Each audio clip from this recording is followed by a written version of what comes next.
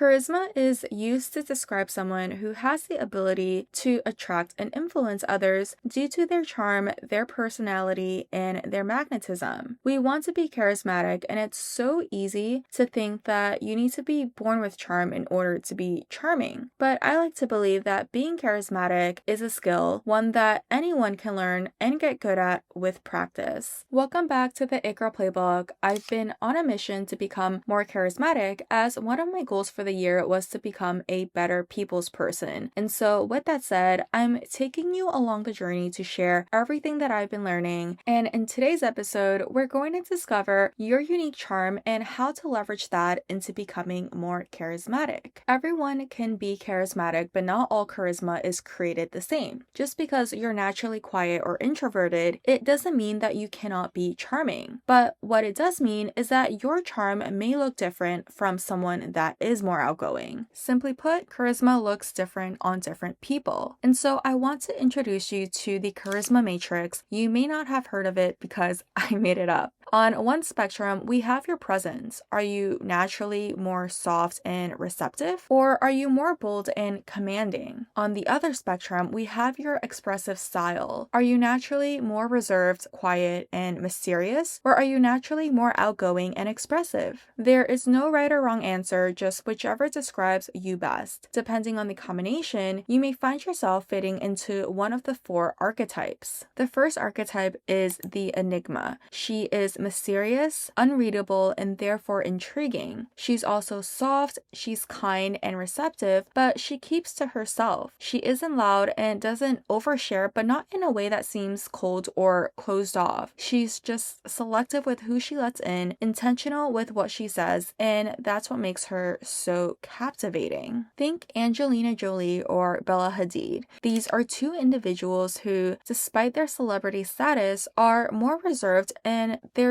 this mystery to them, built on their selectiveness. They don't feel the need to overshare to be relatable, nor do they feel the need to break every moment with silence. I can't help but think of that one challenge that Angelina Jolie had, where she had to keep eye contact with some of her co-stars. No words were said, but the power in her stillness was so powerful that everyone broke contact. If you resonate with this archetype and you feel like you're not charismatic because you don't have something witty to say all the time, that cannot be more false, because that's exactly where your charm comes from. You say less, but it means more. You don't try to fill every silence, and that stillness builds intrigue. The next archetype is the darling. She is sweet, warm, and empathetic. She is soft and receptive, like the Enigma, but she is more outgoing and expressive, giving off that kind of girl next door type of energy. She makes people feel safe, seen, and completely at ease. She may not be commanding and influence the entire room at once, but her power comes from being able to connect deeply individually, not overplaying a role or performing to be relatable, but because she's just genuinely sincere. Think Princess Diana or Zendaya. They both carry themselves with grace and kindness. They are emotionally warm, softly spoken, and deeply empathetic, but more outgoing. Princess Diana, even in her high-pressure royal setting, or even Zendaya in her A-list celebrity status, they both remain soft, kind, approachable, and deeply human. If you resonate with this archetype, but sometimes you feel like you're quote-unquote too sensitive or too emotional, that may be true, but understand that that is exactly your charm and is what allows you to connect with someone on a level that many people probably cannot. Your charisma is rooted in softness and sincerity, and your ability to make others feel special just by being around you. The next archetype is the Ice Queen. She is confident, quiet, but commanding.